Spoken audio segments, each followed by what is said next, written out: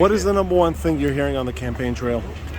Number one thing today is all the garbage, because the sanitation men have been fired. Piles of garbage in different parts of the city that I've been in. I mean, piles.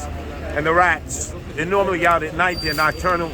They're out there dancing around in the streets by day. That's the number one issue.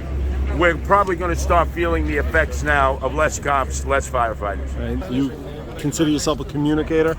Well, I'm not going to be a mayor who stays in City Hall. I'm going to be a neighbor who's out in a mayor who's out in the boroughs, especially the outer boroughs, and in the streets. And whoever my police chief is, he or her, they're going to have to be out of one police plaza and in the neighborhoods and visiting precincts.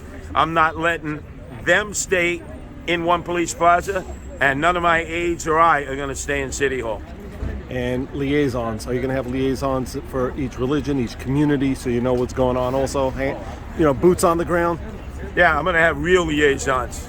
Not fake, phony, fraudulent, fugazi liaisons who walk around like they're the Mashiach. Guess what? You're just average, everyday, regular people. What do I need a liaison? I'm out in the streets. I can talk to people myself.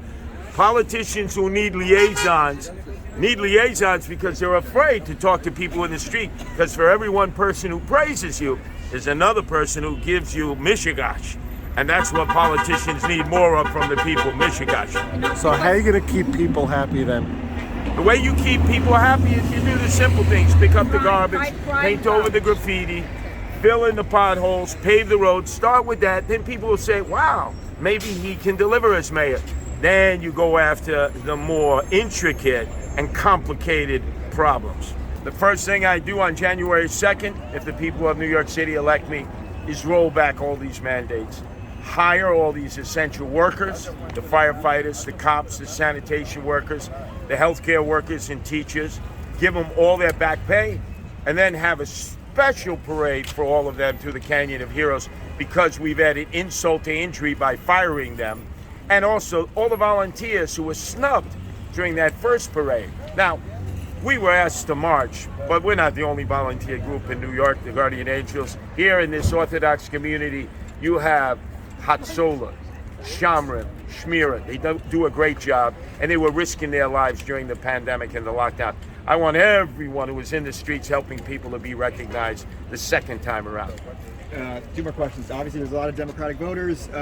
What's your message to them to kind of win them over? Walk me through that a little bit. Well, Democratic voters, they know me. They've grown up with me for 42 years.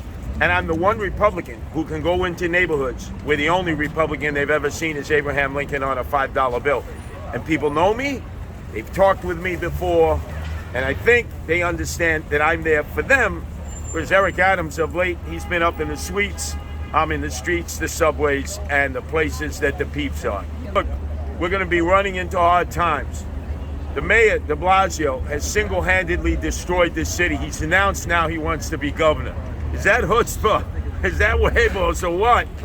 And Eric Adams has embraced him on that. Gave him a B+ in the last debate. Does any New Yorker think that de Blasio earned a B+? So if you vote for de Blasio, if you vote for Eric Adams, it's Bill de Blasio 2.0.